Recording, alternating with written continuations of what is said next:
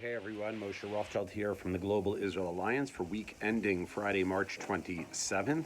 And we're completing, I think, 2 weeks here so far in lockdown. I'm kind of losing track of time. Um, and there are basically two stories to report from the news this week: the coronavirus and what's happening in the world of politics. So to start with the coronavirus, that Israel keeps ramping up the restrictions, and now since the last few days, no one's allowed to leave to go more than 100 meters from your house, which is about a little more than 100 yards. You can go on a short walk, but that's about it. You can leave also just to go to the supermarket or the pharmacy. Pharmacy, though, here is delivering, and many of the supermarkets are as well. So it's like a ghost town out there. Israel has now crossed there are approximately the 2,300 or so cases that have been identified. Of course, the number will keep rising as we test more. And sadly to report today, the ninth and the 10th person passed away today as a result of corona. Now, I'm sitting outside in my front yard here, but can't really go much further. So hopefully, in the next few weeks, few months, things will get better. Nobody seems to really know what the end game is anywhere in the world, but let's all pray that there's great healing and great success in the search for a cure, vaccine, any therapeutic treatments. Okay, now let's turn to the world of politics. As you know, we had election just a few weeks ago, the beginning of March. I think it was March 1st, March 2nd it was.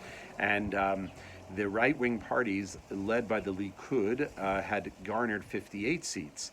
And the left of center party, blue and white, put together a coalition, or put together parties that said that they would support the blue and white, that totaled 61 seats, but that included 15 seats from the Arab parties. Now, let me be crystal clear. I am not opposed to the Arabs being represented in government. I'm not opposed to them having a say in how the country is run. Of course, they represent 20% of the country. However, the Arab parties, these 15 seats, was made up of people who were supporters of terror.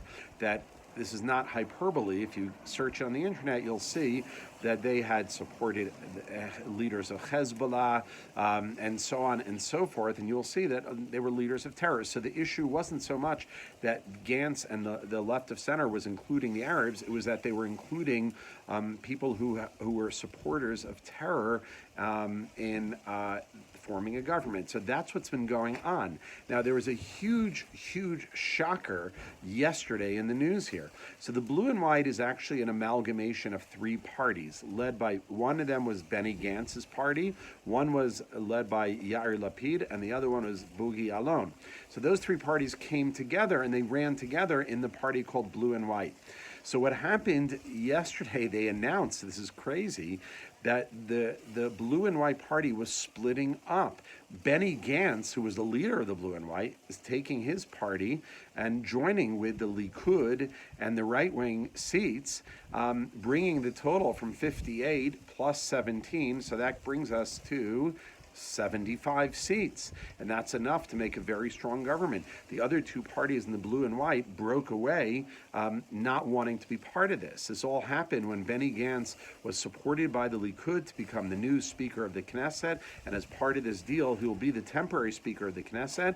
They will then, it looks like they will sign an agreement.